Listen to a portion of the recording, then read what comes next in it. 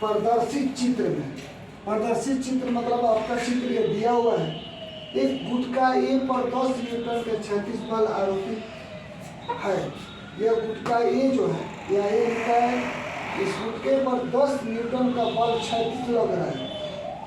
ए और बी के द्रव्यमान क्रमशः 2 किलो और 3 किलोग्राम है। ए और बी गुटका एक दूसरे के संपर्क में है। यह गुटका ए है, गुटका बी है, एक दूसरे के संपर्क का है। ये 2 किलोग्राम का है, बी 3 किलोग्राम का है। और गुटके घर्षण रहित तल के ऊपर खिसक रहा है। यह जो तल है, यही तल है, इसमें घर्षण नगण्य मान लिया गया है। मान लीजिए घर्षण नहीं है, इस पर तल पर घिसक रहा है, तो गुटका ए द्वारा गुटका बी पर लगाया गया बल बताना है। मतलब 10 न्यूटन का बल ए पर लगाए, तो अब ये जो गुटका है वो बी पर बल लगाएगा, तो निश्चित है कि बी पर लगा बल 10 न्यूटन से कम होगा। ऑप्शन दिया है 0, 4, 6 और 10, तो 10 तो होगा ही नहीं, इसलिए 10 न्यूटन बल ए पर लग रहा है, तो पूरा ये 10 न्यूटन का बल बी पर नहीं लगेगा, तो उससे कम ही लगेगा। तो कितना लगेगा? 4, 6, 0। अब इसको सॉल्व करके देखते हैं। तो इसके लिए सबसे पहले हम त्वरण ज्ञात करेंगे। तो यह न्यूटन के नियम है, न्यूटन का द्वितीय नियम है,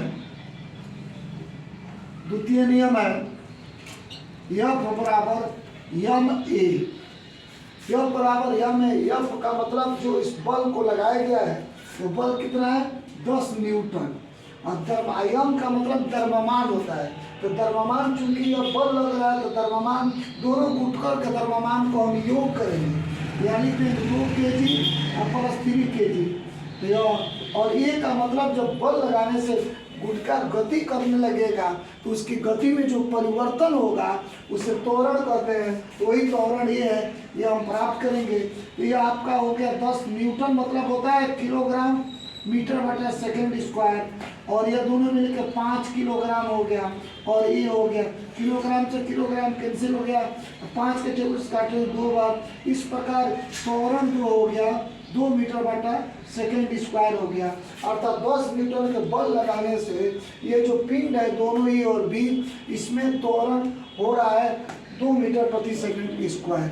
गुटका आपका 2 kg का है, और यह गुटका बी जो है आपका 3 kg का है।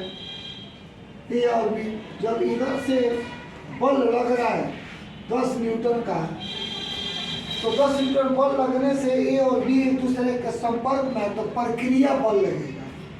तो प्रक्रिया बल लगेगा, इसको जब इस पर बल लगाएंगे तो प्रक्रिया बल लगेगा। तो आपका ये हो गया, तो 2 किलोग्राम को जब प्रक्रिया बल लगेगा, उसी प्रक्रिया बल को ज्ञात करना है। उसके लिए सूत्र होता है, जो 10 न्यूटन बल लगा है उसमें से प्रक्रिया बल आर को घटा देंगे, और बराबर आपका यम और ए होगा। तो यम ए के लिए न्यूटन के दूसरे नियम से है।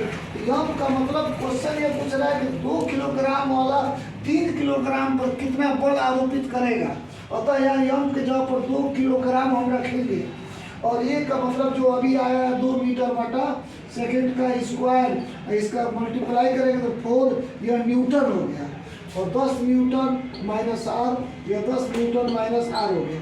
यह आप समझ लीजिए, चूंकि क्वेश्चन में पूछ रहा है कि 2 किलोग्राम वाला जिस पर 10 न्यूटन को बल लगा है, यह इस बी पर कितना न्यूटन को बल लगाएगा, इसलिए यम के जगह पर हम 2 किलोग्राम लेंगे, 3 किलोग्राम नहीं लेंगे।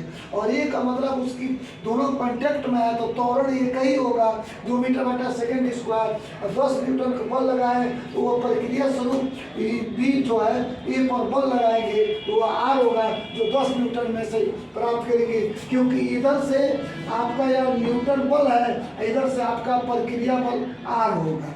तो अब यह 10 न्यूटन हो गया, इधर ला दीजिएगा तो 4 न्यूटन बराबर आर, इसमें से माइनस कर देंगे तो 6 न्यूटन बराबर आर, अर्थात आर जो हो गया 6 न्यूटन। इस प्रकार यह क्वेश्चन है कि 10 न्यूटन बल ए पर लग रहा है, तो ए बी पर 6 न्यूटन का बल लगाएगा।